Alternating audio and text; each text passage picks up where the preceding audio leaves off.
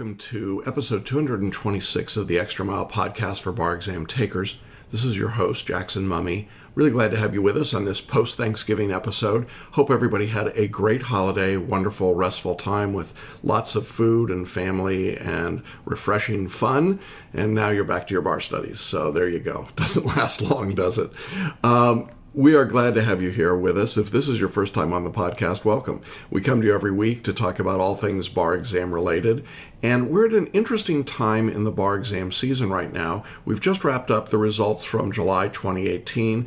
The quick version or summary or recap of all of that is it was a train wreck, really, really bad, and finished up with the biggest disaster of all. The California results came out with the worst reported pass rate in 65 years. So 16% pass rate for repeat bar takers, only a 41% pass rate overall.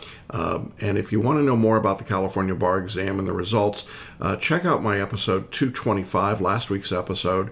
I do a fairly deep dive on the numbers, but also talk about some things that I think need to change in order to fix what I call a broken system. So if you're a Cal bar taker, you might want to check that episode out. That was 225. Now, if you'd like to watch today's episode, I want to let you know that all of our podcasts are available in video and audio format. You can check out the video by going to celebrationbarreview.com/226. That's the episode number for today, and you can see everything there, and there are show notes as well. If you prefer to listen to your podcast, you can do that on Apple iTunes, on Spotify, iHeartRadio, a lot of places where podcasts are syndicated. And again, there's all the show notes connected up with that. And then we have our archives of all of the podcast episodes going back to the very first episode. You can find those on our website. Just look for the podcast tab at the top of the page. So lots of different places to get your podcast fix. In any event, today I have one of the most special interviews probably that I've done in years and years and years. I suspect this will become something of an instant classic, not because of me, but because of the person that we're going to be talking to. I'm going to be speaking with a man who took the California bar exam for over 14 years. He started in 2004, passed in July 2018. He took the exam more than 20 times, and he passed after all of those years and all of those attempts. And it is a remarkable story from an absolutely remarkable man. And I know you're going to want to stick around for that, regardless of what bar exam jurisdiction you're in. If you're feeling a little, post-Thanksgiving kind of down and in the dumps and, oh my God, I got to go back and study, maybe you're a bar repeater, it's really tough to do that. And I think that this interview is going to inspire you incredibly. It inspired me just talking to Glen, and I think you're going to really enjoy it. Now, before we jump into the interview with Glen for today, I do want to let all of you know that we've got a very special live training opportunity coming up this Thursday night. It's November 29th at 7 p.m. Eastern. That would be 4 o'clock Pacific time. The training is titled Do Something Different. Make the next bar exam your last bar exam. And during this training, we're going to look at the steps that successful bar takers follow in order to pass the bar. It's a step-by-step roadmap. We're going to go through each of those steps, show you what you've got to do, supplement it with case studies of successful students who've used each of those steps, and then we'll do a live Q&A at the end to answer any questions that you've got. Now, participation in this training is completely free, but you do need to register in advance, and you can do that in one of several ways. If you're here on the video podcast, just scroll to the show notes and you will see a link to claim your free seat. Or you can do the same thing in the show notes for the audio. Or you can go to our website at celebrationbarreview.com/webinar. So that's /webinar and register there, claim your seat for Thursday night, the 29th at 7 p.m. Eastern. Now, if that date and time do not work for you, we also offer an on-demand daily version of the same content. The only difference, of course, is that there's no live Q&A at the end, but you're invited to send your questions to me through the webinar, and I'll reply by email. So no matter how you get this information, we think it's life-changing and important for you to participate. That's why we make it available for free, and we really want you to join us. So hope you'll come out and check it out, November 29th, 7 p.m. We've got a big crowd already registered, so I'm looking forward to a great session and lively Q&A at the end. So I hope you'll join us for that. Do something different. Make the next bar exam your last bar exam. Now, when it comes to doing something different, the story that you're about to hear, Glen Winters, is a bit of an anomaly. Glen came to us many years ago, and he was having a lot of difficulty on the exam. He wasn't even close to a passing score in the early years of his attempts. And after a lot of work, one of the things that Glen discovered, and you'll hear him talk about it in the interview, was that his medical condition, a condition called amblyopia, which we know as lazy eye, was actually more dangerous than any of us recognized. It was actually hurting his ability to process information and to take the exam. And so one of the steps that Glen took to do something different was to get accommodations from the bar examiners. And that was not an easy process, but he did it.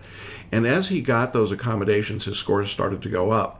But each time that Glen took the exam and fell short, he got a little closer to the top. And we continued to do something different for him each and every exam, trying to find the next piece that would fit into the puzzle for him to get him over the top. This was a very long, very difficult process. Glen worked incredibly hard, and he was an absolute gem of a student. He never lost his confidence. He never lost his enthusiasm. There were times that were just bone-crushingly hard. As you'll hear, he came very close to passing several times and just couldn't quite get there. He got into second read, but didn't get all the way over. When the California Bar changed its format and structure from a 3-day test to a 2-day test and switched from 50% or switched to 50% value on the multi-state instead of 30%, we felt like that was the time that Glen had a real opportunity to push forward. And so Glen made the decision to really work on his studies, to make a big effort to do something different. And the result, as you're going to hear, is that he passed in July 2018 after more than 20 tries, after more than 14 years. His story is a story both of perseverance, but it's also a story of strategic work, step by step, without giving up, without quitting, without becoming so discouraged that he couldn't go forward. And I think as you listen to Glen talk, you're going to realize what an extraordinary accomplishment not only it was to pass in an exam when the repeat pass rate, as I say, was 16%, but for people who are over 20 times taking the exam, there are only a handful of those people that ever pass. I've been very fortunate to work with a few of them in my 30-year career, but these are very special stories. And so I don't want to keep you from it any longer. I want to share with you a really remarkable, very humble, very genuine guy, someone that I'm very proud to call my student and my friend, Glen Winter. Well, hey, everybody. Welcome back to Hanging Out with Successful Bar Exam Students. And today we have a story that I have waited a very long time to tell, and a student that I'm just so delighted to introduce to you. Welcome to Glen Winter, newest member of the California Bar. Hi, Glen. How are you? Good. How are you? Good. Doing good. I bet you are doing good. I don't even know that good describes this, does it? No, it's hard to describe. The feeling is relief. It's just hard to describe, but it's a great feeling. It's a great feeling. Well, you and I know what our audience doesn't, so I think we need to just sort of let the cat out of the bag right away. When did you first take the California Bar exam? First time was 2004 in July. Okay. Long time ago. So we are talking about a 14-year odyssey for you. You didn't sit for every administration of the exam, took some time off. But do you recall how many times you took the test? Between 25 and 27, a lot, yeah. Okay. Just let's say a lot. Okay. So I want to be clear to our audience. You're now looking at somebody who's been through this exam more than 20 times, and you passed in July 2018 when the pass rate for repeat bar takers was 16%, and the repeat pass rate for people that have taken the exam double digits was less than 1%. Good doesn't even begin to get to it, does it? What a journey this has been for you. It has been. And when I first started, I didn't know what was wrong. I graduated from high school with honors. I always excelled in math. I had issues with reading, and I didn't know why. I was diagnosed with amblyopia when I was 12, and I didn't think anything of it. I could have had surgery to correct it, but didn't know. During the process of taking the exam, I never could finish. I would panic. I never could finish the exam. And obviously that's bad. I would get high scores in some essays. I had a 75, had an 80 on a Civ Pro question once. But then the next question I would get 50 because I had a half hour left to complete the question, obviously, because it took me too long to write the question beforehand. That was an issue with me. I didn't know what was causing it. Maybe I was ADHD. I mean, it seems to be going around now. Who knows what? I didn't know what it was. So I started looking into it. Long story short, I ended up with headaches in the hospital one day. And they did like an MRI. I was sent to a doctor who questioned me and says, you have amblyopia. I says, yeah, I had it when I was 12. I knew I had this.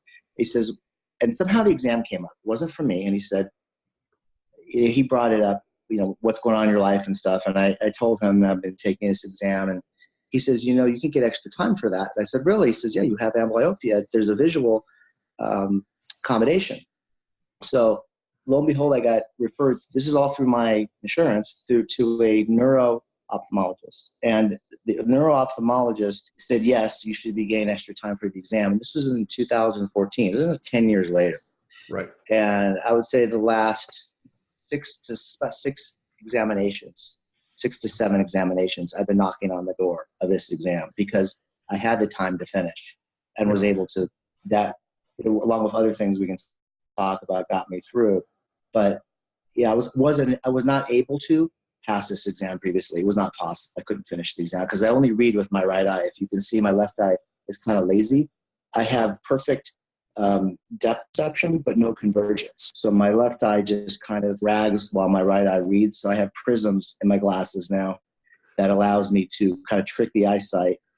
If I had surgery, it would create possible double vision at this age when they could have corrected it. So long story short, this is what we did, and it now put me in the ball game where I wasn't before. I wanted to provide that information to explain that if I had taken it this many results, I probably wouldn't have done it because I wasn't gaining anywhere. I discovered that there was that problem I was having. I think it's important to understand that this journey has been about finding various things and then discovering barriers and figuring out how to get past that barrier and moving to the next one and the next one and the next one.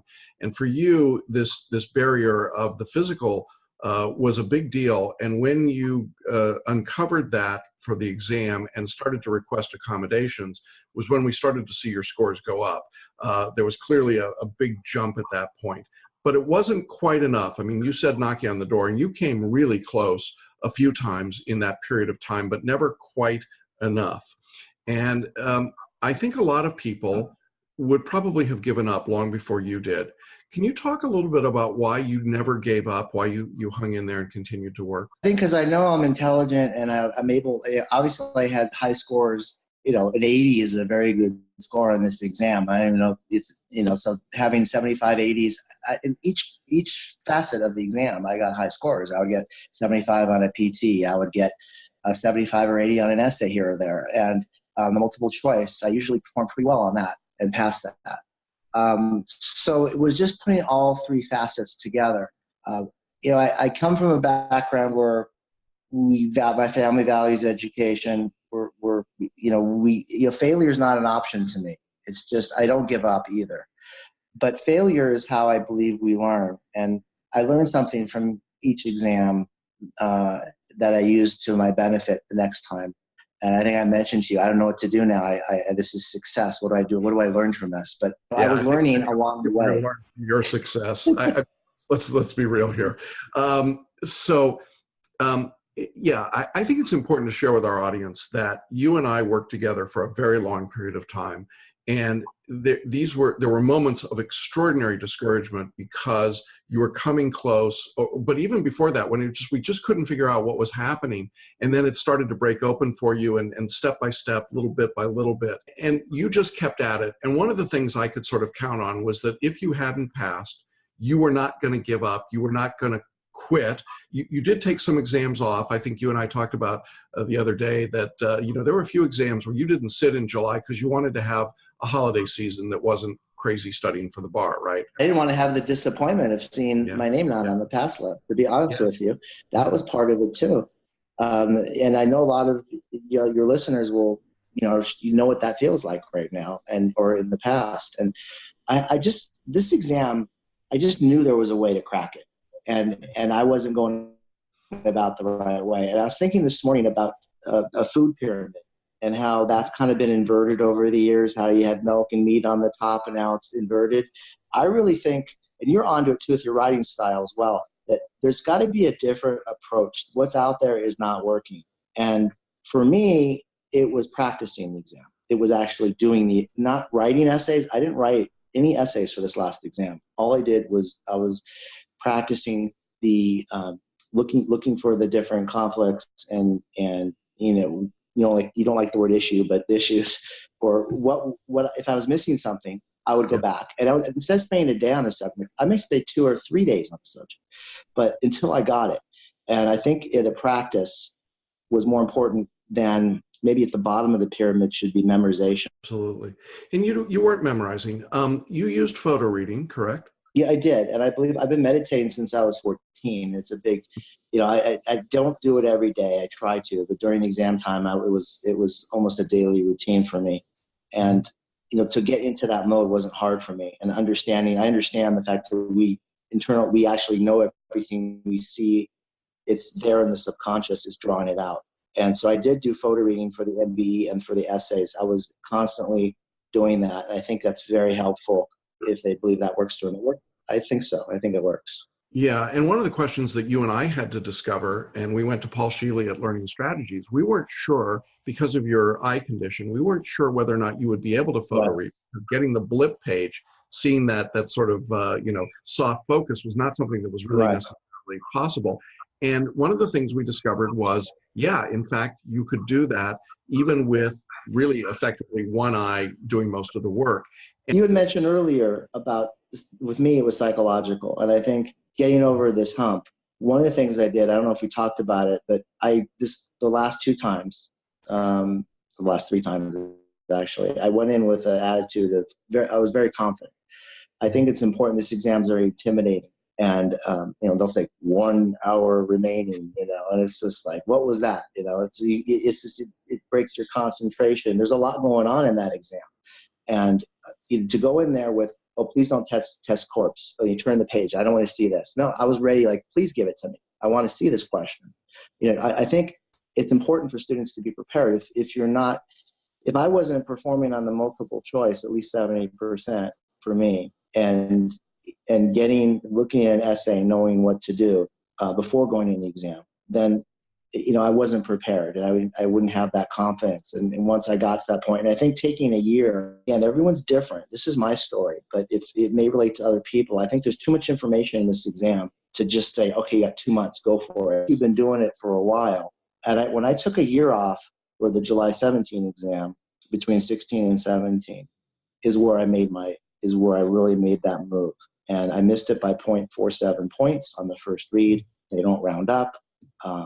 I was told to appeal it. As you know, I did appeal, but I tried to let that go, and I was encouraged not to, but I knew I had to, because, and I want to express this to also your listeners, is we are responsible for our own actions, and you're not going to be sitting with us in the exam. I'm only there with my earplugs on, and it's our responsibility to correct what's going on with us or what we're not doing right. I was scared to look at the subjects I was weaker at. I didn't believe that they weren't fun to look at. I hated them.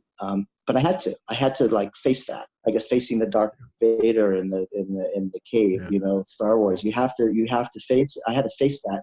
I get strong in these subjects, and it's my responsibility. I can't blame the bar examiners. I'm just a number to them, and they wrote a beautiful letter.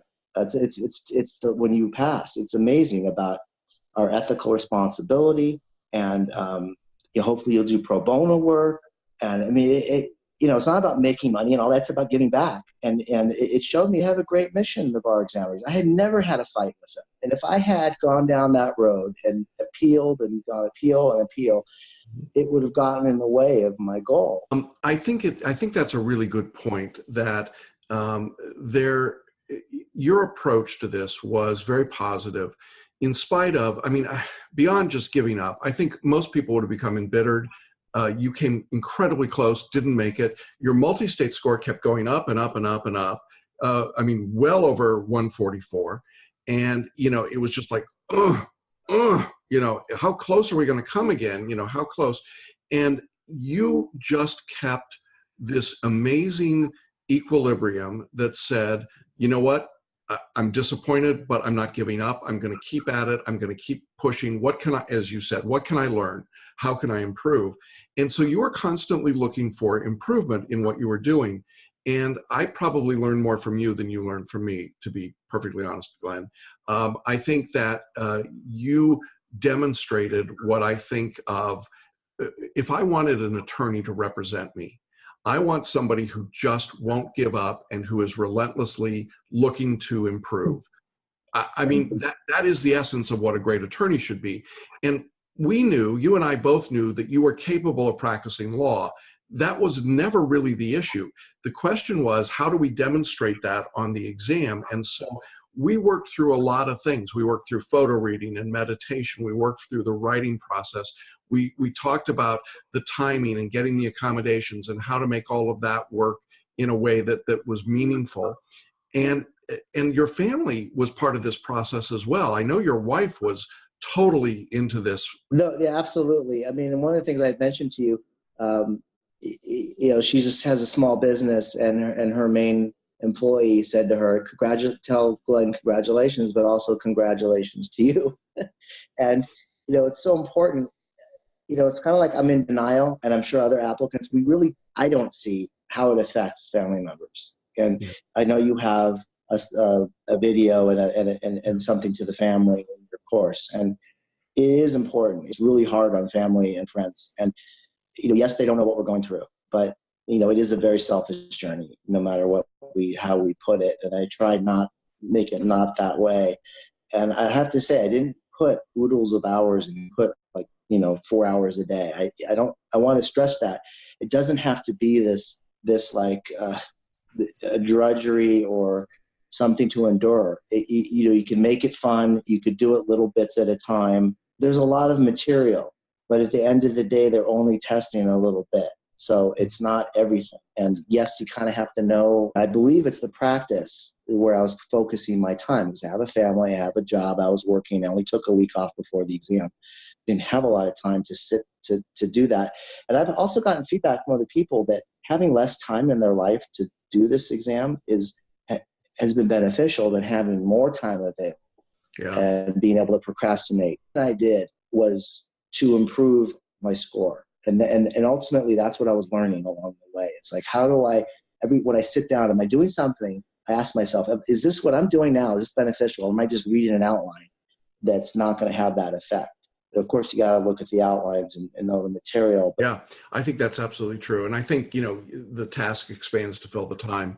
And you had been through the material so many times that obviously you could get lost in just doing it mindlessly. And you weren't doing that. You were trying to work through it pretty for a specific purpose, and that showed up. So I think that's awesome.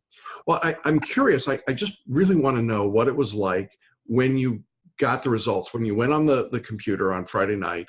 I assume Friday night you went and looked. It was Friday. Okay. The day was very stressful. I had just moved, and we had a lot of chaos at the house, and it was just like, it was ending on a very stressful note. So I says, what better time to go like this, right? But right now, and, I thought I had passed, but, I thought I passed last year also. So, yeah. But I really did thought I passed. So I put my number in.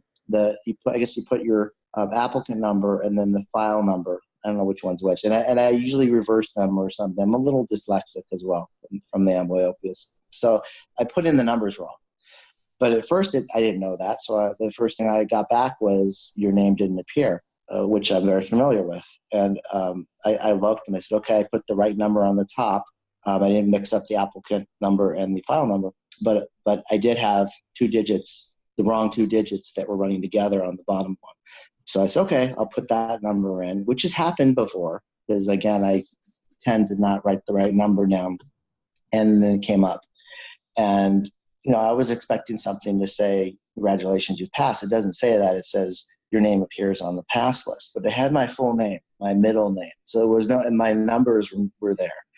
And it was, I did cry. Not as much as I anticipated I would. And then I called my wife and I said, I passed. She said, passed what? And I told her, and she lost it. She cried, and I called my parents, who are both still living. And um, that was really nice. Not everyone's still around, but most people are. And it was very nice. And again, it's surreal. It's still surreal. And everyone's asking me, what do you want to do now? And I'm just enjoying it right now. I'm just enjoying it. I do know I want to give back. So that's part of what I think. That was what was so nice when the bar sent the letter. It was, this is where we're supposed to be. Yeah, we're officers of the court. I will be when I'm sworn in. But, there's an obligation, an ethical obligation we have, and to give back, to do pro bono work, or to give back to the community. And that's what comes to mind. I don't know why, but it does. Well, you're giving back by doing this interview. I will tell you right now that this will be a heavily watched discussion. It is an extraordinary accomplishment, Glenn, as you well know. But I think a lot of people will be looking at this going, oh, how did he do that? And the answer is, it's nothing magic. It's just hard work. It's perseverance. It's being able to look at it. Where's the barrier? How can I work on this? I was told when I went to law school that the dean says, okay, you got to lock yourself in a room. You don't have a relationship if you want to pass this exam. That was day one. And, I kind of was in my subconscious that this was like this extraordinary thing, that it was so hard. And it's not. It's a test. You practice the test. You do the practice questions. You do a lot of them. And they repeat it. Now, yes, they don't repeat it always in the same way. When they tested dormant commerce clause, I love that subject. Some people hate it. I love it. I was glad it was there. I'm just interested in that. Some other people are interested in something else, but other subjects. But it was basically doing enough of the practice, and being able to perform, being confident, being kind of arrogant only on the exam, not in real life, but because there's a certain mindset I believe you have to have for this exam. But it is not as difficult as they make it out. It just takes a certain preparation, and everyone's different. I'm different than someone else. Someone else may have to write. Someone else may have to do more MBEs.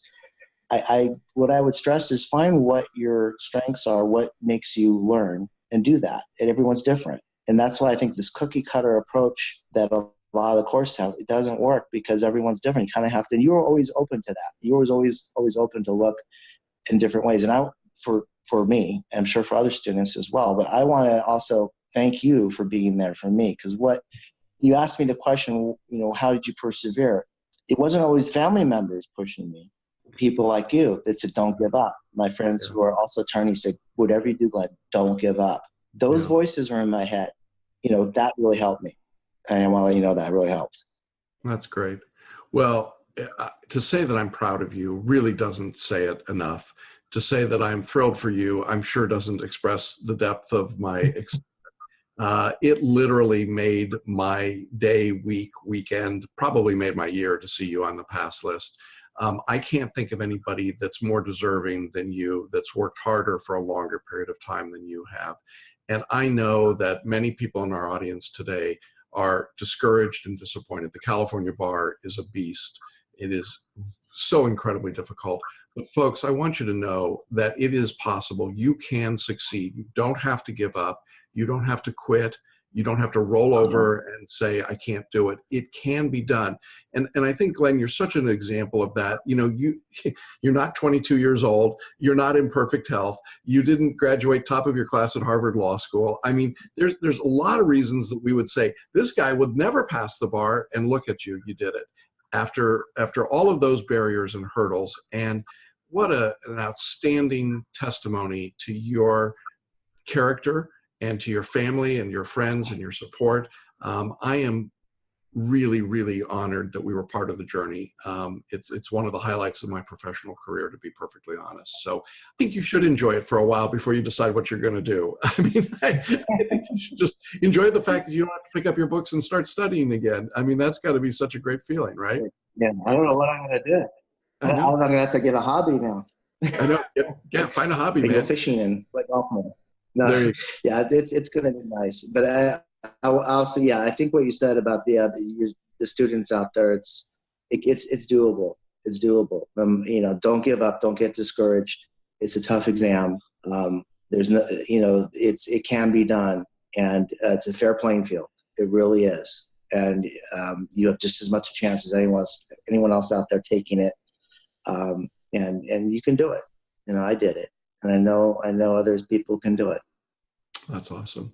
Well, listen, Glen, thanks so much for being willing to share your story, to be this open and transparent. I promise you will hear from people. There will be lots of people that want to congratulate you and find out more about your story. But we wish you all the best. I know that your spirit is one of a generous spirit, and you give back. And I hope that we'll continue to see you around and supporting our existing students. But I want to join everybody on our team and everybody in our course and our students in congratulating you on really a remarkable, extraordinary accomplishment. And we could not be happier for you. Thank you. So thanks for coming on and being with us today. Thank you. Well, that's our episode for today. I'm not even sure what I can tell you after you've heard that, because Glen is so remarkable. His story is so amazing. And if you're feeling discouraged, if you're feeling down, if you're feeling angry about the process or the system, if you feel like you just can't do it, I really hope you'll use Glen's example of what it means to just stay with it and to keep after it. It's such an extraordinary accomplishment and a great thing in his life, and I hope that it's an inspiration for you no matter where you are in your journey. Now, I do want to remind you before we sign off today that we're going to be showing stories like Glen's and talking about what it takes to be successful by doing something different, making the next bar exam your last bar exam. It's free live training. It comes up on Thursday, November 29th, 7 p.m. Eastern. That's 4 o'clock Pacific time. You do need to register in advance. We're filling up. We've got a big crowd already registered for this training. And you can register on the show notes or by going to celebrationbarreview.com/webinar. Well, thanks everybody for being with us this week. I hope that you enjoyed that interview as much as I did. We'll be back to you again next week with more great stories and interviews and information as we begin to point towards the 2019 exams now. Hope everybody has a great week, and we'll see you along the extra mile and on the pass list. Bye-bye.